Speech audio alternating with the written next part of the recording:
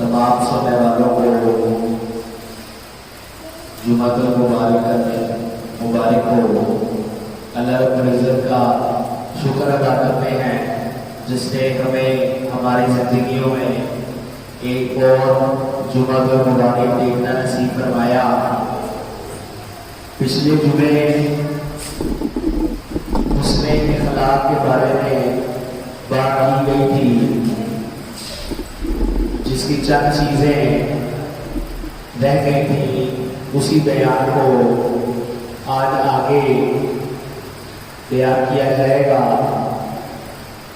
अल्लाह के नबी हजरत मोहम्मद मुस्तफ़ा सल्लल्लाहु अलैहि वसल्लम ने फरमाया, तुम में से बेहतर वो है जिसके अखलाक सबसे अच्छे हों। आज बदकिस्मती से हमारे माशरे में हुस्न अखलाक की बहुत ज़्यादा कमी पाई जाती है।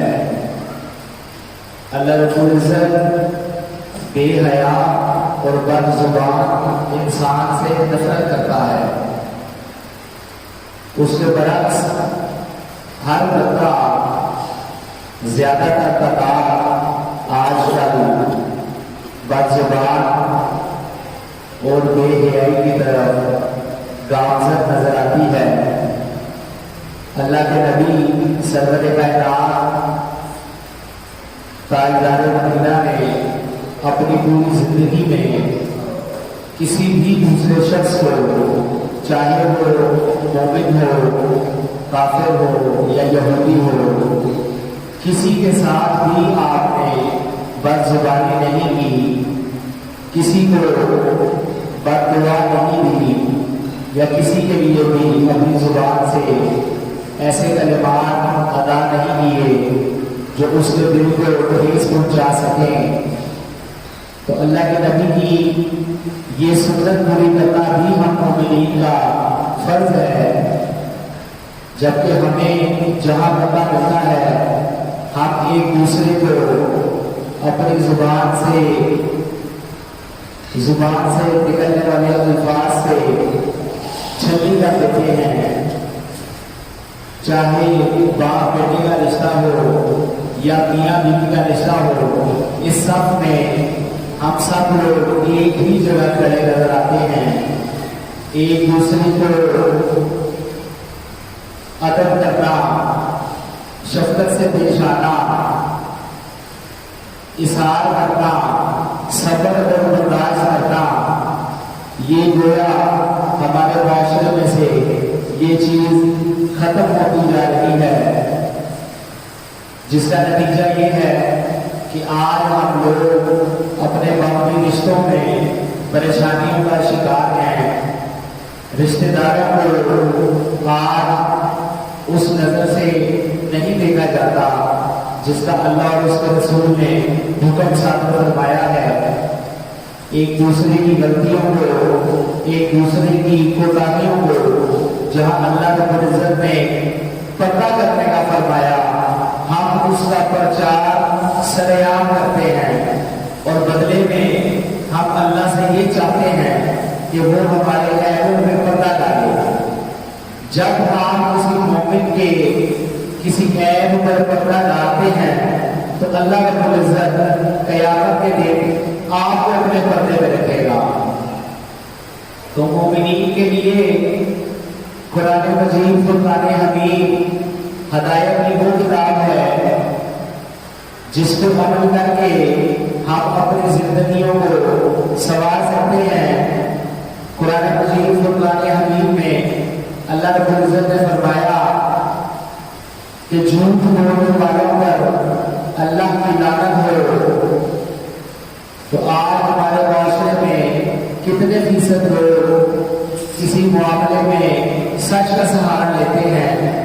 کسی تاجر سے پوچھیں تو وہ آپ کو بتائے گا کہ جھوٹ کے بغیر کاروبار چلتا ہی نہیں۔ اگر کام میں جھوٹ نہ بولا جائے تو مال تجارت بکتا ہی نہیں۔ تو میرا آپ کو مشورہ ہے کہ ایک دفعہ اللہ رب العزت کی بات مان کر تو دیکھیں۔ اللہ کے نبی نے دنیا داری میں تجارت کر کے سچائی کے ساتھ، دیانت کے ساتھ، ایمانداری کے ساتھ تجارت کر کے ہم مومنین کو یہ سبق دیا کہ کاروبار شرعی تقاضوں کے مطابق کیا جا سکتا ہے۔ ایسا نہیں ہے کہ آپ جب تک شیطانی معاملات کو اپنے کاروبار میں شامل نہ کریں گے تو آپ کا کاروبار چلے گا نہیں۔ حضرت عثمان غنی رضی اللہ تعالیٰ عنہ کا بینک اکاؤنٹ آج بھی سعودی عرب میں چل رہا ہے اور اس اکاؤنٹ میں سے آج بھی مستحقین کی مدد چل رہی ہے۔ آج بھی لوگوں کو اس میں سے زکوٰۃ قرار دی جا رہی ہے۔ ایک مومن کے لیے یہ چیز لازم اور ملزوم ہے کہ وہ اپنے دنیاوی تمام معاملات میں اللہ اور اس کے رسول کی بتائی گئی شریعت کے مطابق عمل کرے۔ ایسا نہ کرے کہ قرآن کا منکر صرف چند پیسوں کے لیے بن جائے۔ قرآن کا منکر کیسے؟ قرآن کا منکر دو طرح کا ہوتا ہے۔ ایک منکر قرآن وہ ہے کہ جو سرے سے ہی قرآن کے بارے میں یہ چیز کہتا ہے کہ میں اس کو اللہ کی کتاب مانتا ہی نہیں، میں اس قرآن کو اللہ کی کتاب مانتا ہی نہیں۔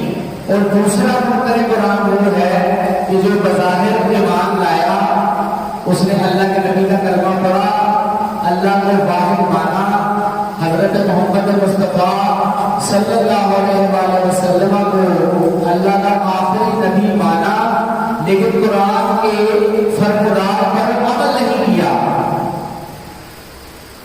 جب اللہ نے قرآن میں کہا کہ اپنا ترازو پورا کرو، تو جو بندہ کم توڑے گا یا ترازو کے ذریعے بے ایمانی کرے گا تو وہ منکر قرآن کہلائے گا۔ اللہ نے قرآن میں فرمایا سود سے باز رہو ورنہ اللہ اور اس کے رسول کے خلاف میدان جنگ سمجھو۔ تو جو بندہ سود کے معاملات میں کسی بھی قسم کا لین دین کرے گا یا سود کے لین دین میں بیٹھے گا، اس کی شرح لکھے گا، وہ منکر قرآن ہے۔ علماء کرام نے فرمایا سود اتنا بڑا ہو رہا ہے کہ جیسے کوئی انسان اپنی ماں کے ساتھ زنا کرے۔ تو اللہ کرے کہ مسلمانوں کو اس چیز کی سمجھ آ جائے کہ ہم لوگ آئین قرآن کو، قرآن کی تعلیمات کو پسر پسر ڈال چکے ہیں۔ نعوذ باللہ نعوذ باللہ، اللہ اور قرآن کی بنسبت ہم نے اپنے علاقے کے کسی با اثر شخص کو زیادہ طاقتور سمجھ لیا ہے۔ تو اللہ رب العزت ہمیں قرآن کو سمجھ کر اس پر عمل کرنے کی توفیق عطا فرمائے۔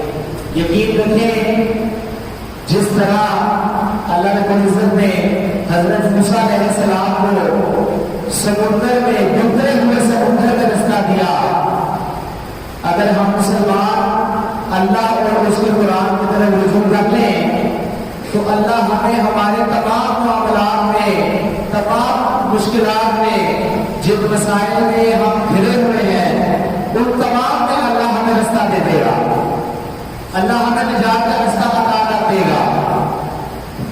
آپ خود سوچیں کہ جمعے کے بارے میں اللہ رب العزت نے قرآن مجید فرقان حمید میں کیا ارشاد فرمایا کہ جب جمعے کی پہلی اذان ہو تو فریضہ کرو تو بند نہ کرو، اپنے بازار اپنا کاروبار بند نہ کرو اور مسجدوں کی طرف رخ کرو۔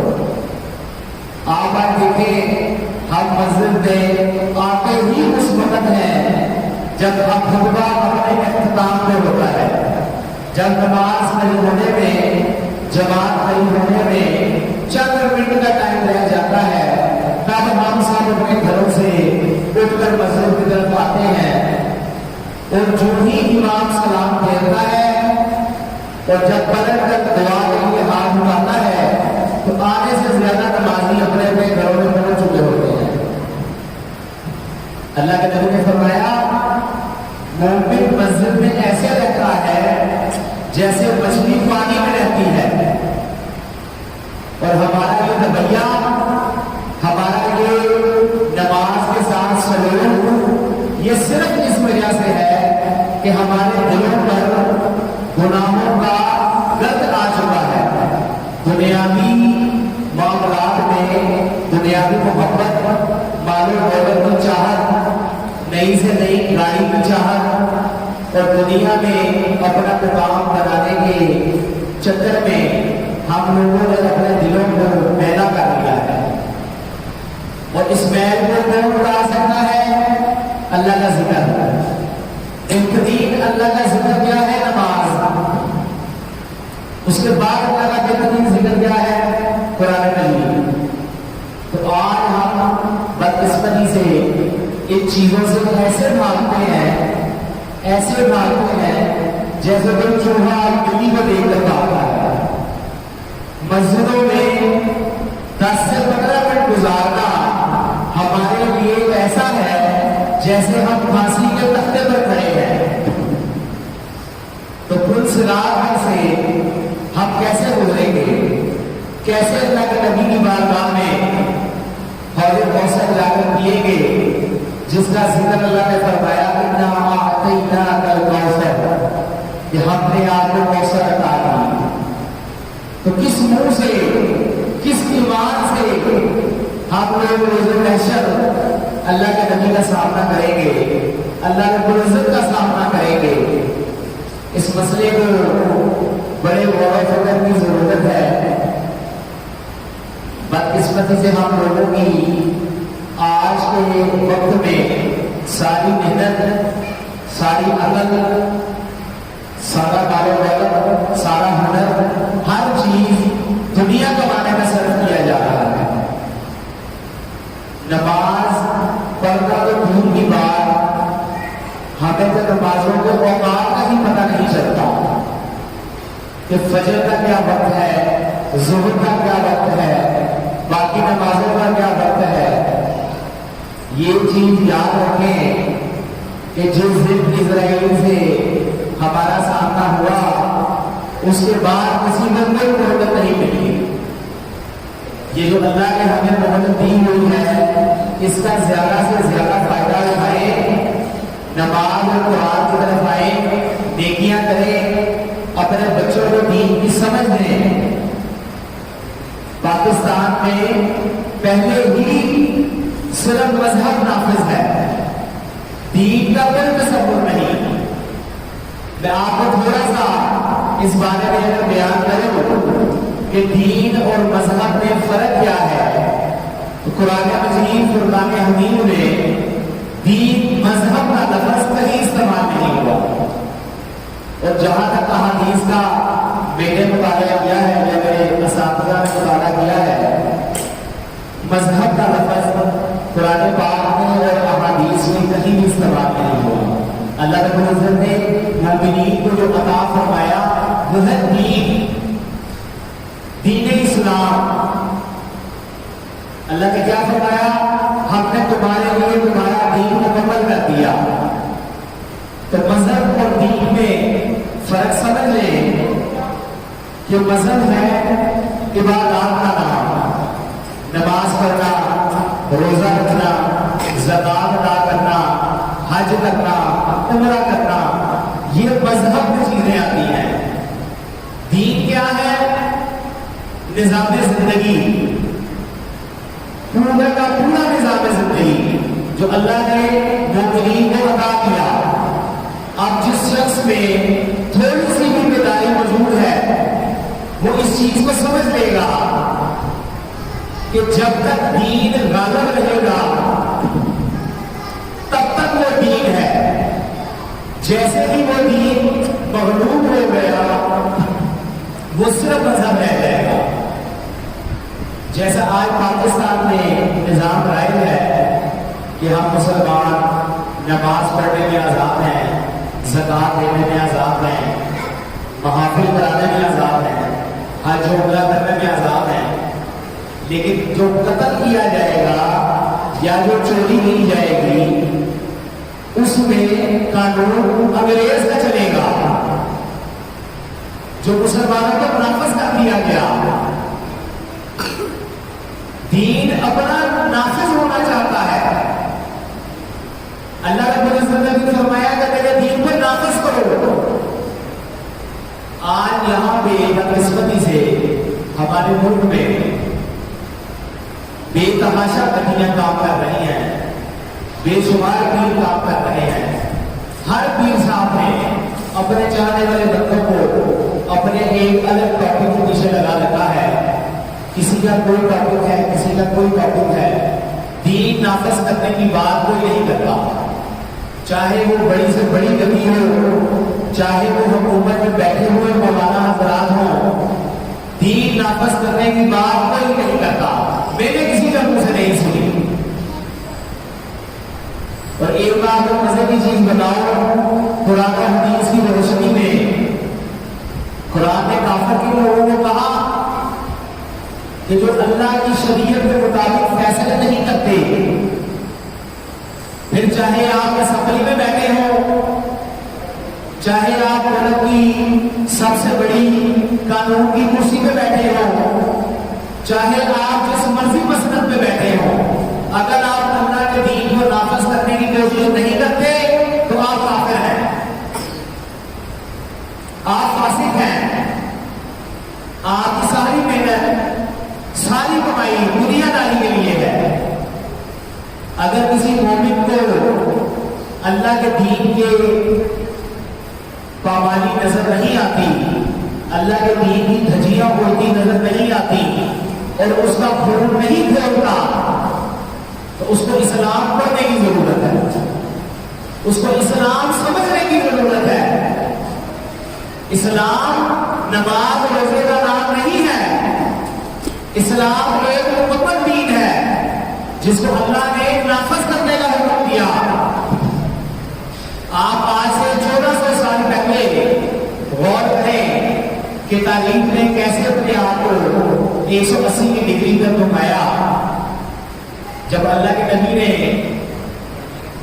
دین نافذ کیا تو صحابہ کرام دوسرے مذہب کے لوگوں کے پاس کیا پیغام لے کر جاتے تھے کہ یا تو کلمہ پڑھ لو، اسلام لے آؤ، تم ہمارے برابر، جیسے ہم ویسے ہو، ایک جیسے برابر، تم ہمارے دینی بھائی، جو ہمیں ملے گا وہ تمہیں ملے گا. یا تو کلمہ پڑھو ہمارے برابر آ جاؤ. نہیں، کلمہ نہیں پڑھنا تو پھر چھوٹے بن کے رہو. مذہب تمہارا، دین ہمارا، جس کو اقلیت کہا جاتا ہے. کہ اپنے اپنے مذہب کے مطابق اپنے سارے کام کرو، رسومات مذہب کے مطابق ادا کرو، لیکن قانون محمد عربی کا لاگو ہوگا. اور اگر یہ دونوں باتیں نہیں مانتی تو تم بھی تلوار پکڑو، میں بھی تلوار پکڑوں.